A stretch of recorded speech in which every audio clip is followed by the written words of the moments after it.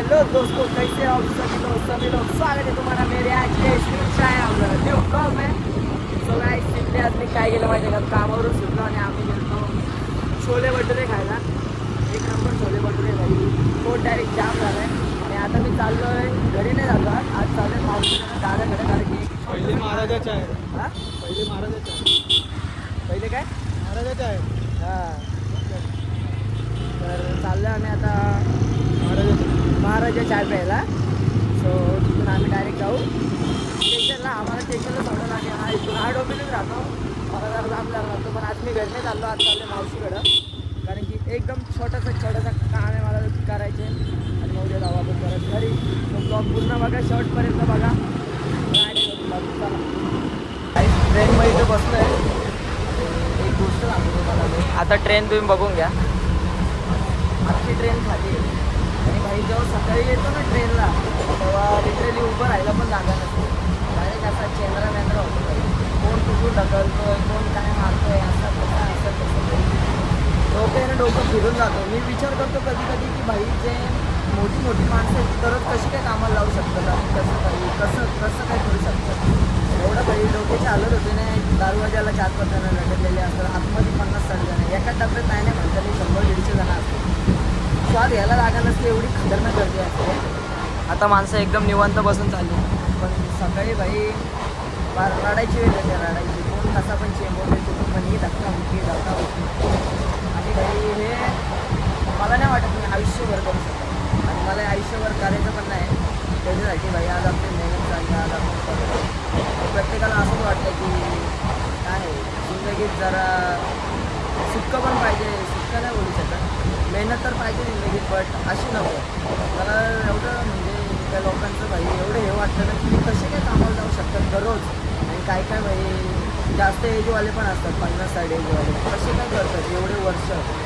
तोच मला प्रश्न पडतो. माझी तर आत्ता बघूनच फाटलं की आता तुम्ही लय बारीक आहे, अजून खूप वर्ष आहेत माझ्याकडं. असं काय नाही, वर्ष तर म्हणजे नाही आहे भाई, जिंदगी लई छोटी आहे. जास्त वर्ष नाही बोलू शकत आपण. पण मला प्रश्न पडतो की लोक कसे काय करू शकतात एवढे वर्ष. विचार करा ना, 20-25पर्यंत शिकतात, 22-23पर्यंत शिकतात. नंतर जे कामाला लागतात ते रिटायर होतपर्यंत. नंतर भाई वाट बघायची कधी नव्हतं. हे असं भाई असं नको. लय डेंजर काम आहे भाई, जिंदगीचा लय डेंजर विषय आहे. काही ट्रेन पण नसते बघितली, आणि जे बघतात ना त्यांना काय बोलतो, काही मस्त मजा वाटते. काही लोक असतात ना अशी ट्रेनने जाऊन बघू एक दिवस असं तसं. पण ज्यांना काय ऑप्शन नसतो ना, त्यांना विचारा भाई ट्रेनचा प्रवास लय डेंजर काम नाही. आपली मुंबई सेंट्रल लोक एक मिनिट समजते ना काय मी काय बोलतो. लय डेंजर काम आहे. प्रत्येकाला इथून सुटायचे, पण एवढं सोपं तर नाही ना भाई. मजा आहे जिंदगीत. कधीतरी काय बोलतात ते असे पण दिवस यायला पाहिजेत, त्याच्याशिवाय आपल्याला चांगल्या दिवसाची कदर नाही. आणि मला तर असंच वाटतं की जिंदगीत म्हणजे काय बोलतात त्याला, म्हणजे अशा गोष्टी पण आपण करायला पाहिजेत बालपणात. बारीकपणी जरा जास्त शुद्ध बोलतो, बारीकपणी अशा गोष्टी करायला पाहिजेत. कारण की ह्याशिवाय आपल्याला समजणार नाही की काय बोलतात, ह्याशिवाय आपल्याला समजणार नाही की पुढं जाऊन कसं काय. जर पुढं आपल्याला सगळं भेटते तर मग मजा नाही. जेव्हा काय गोष्टी भेटत नाही ना, तेव्हा जी मजा येते ना, म्हणजे आपल्याकडे काहीच नाही ना, आणि आपण शून्यातून वर चाललो जाऊ, त्या प्रवासाला जी मजा येते ना, ती मजा भाई कुठल्याच प्रवासाला नाही. तेच सांगण्याचं एवढंच आहे भाई. काय बोलायचं आहे तुम्हाला समजलं असेल, मलाच नाही समजत नाही काय बडबड करतो. क्या बोलते भांडू को तो मैं आया कब का ही, और भाई को जरा कपड़ा पहनता है इसलिए हम आए थे. ये देखो कपड़ा वपड़ा लेके हो चुका है. मेरे को भी 1-2 शर्ट पसंद आया, वो भी लिया. अभी फटाफट से बिल करके सीधा घर पे चलो. प्यायला शेक मागवलाय.